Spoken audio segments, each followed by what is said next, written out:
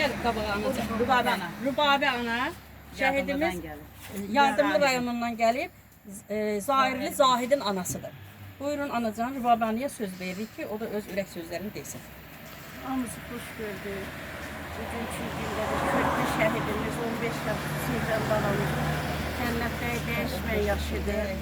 Allah gülmər anam, bacım, mənim dəyərli anam. Allah səbir gözün versin, qalan övladları qorusun. Qurban olum o körpə şəhidimə. Gör nə qədər onun körpə canında vətənpərvəri hissi varmış. Deyirsən, özün qrupda varıq da, məktəbdən qaçıb gedib uşaq. Döyüş yerinə. Qurban olum onun qeyrətli canına. Yeri cənnətlə canımızın. Mən də yardımdan gəlmişəm. Baba ana, xüsusi təyinatlı, şəhid Zahid Zahirlinin anasıyam. Zahidin bəli. 4 günlük müharibələrə iştirak edir. Tovuz döyüşlərində.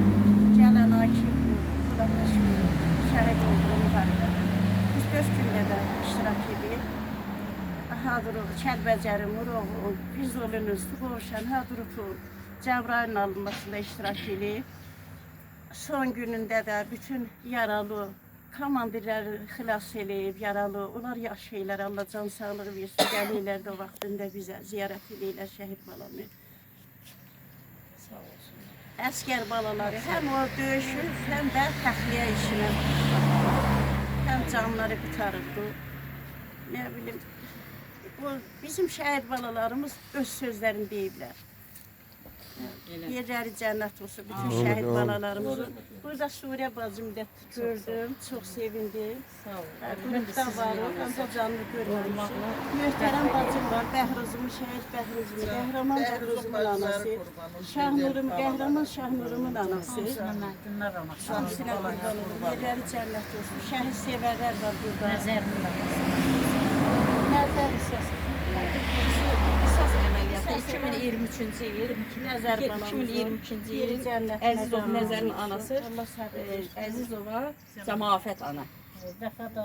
İndi sonra bunları biz bir söz verəcəyik. İndi burada olmasa da olur. Mən özüm də Kürdəmir rayonunun Dərmanlı kəndindənəm. Mənim yeganə evladım Nəzər məqsəd qoydu qarşısına. Nə məqsəd qoydu? O ali təhsil almaqdan ötürü getdi, qəbul oldu.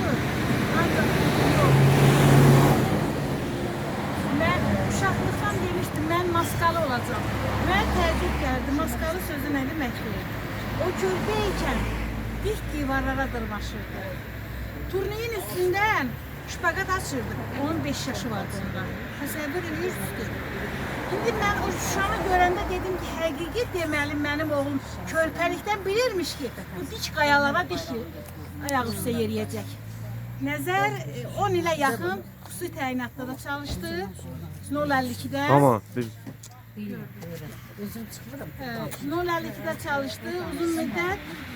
O aprel döyüşlərində, avqust döyüşlərində, 44 günlük müharibədə qəhrəmancasına iştirak eləmişdi. Qələbələr qazanmışdı. Uğurları çox yüksək olmuşdu.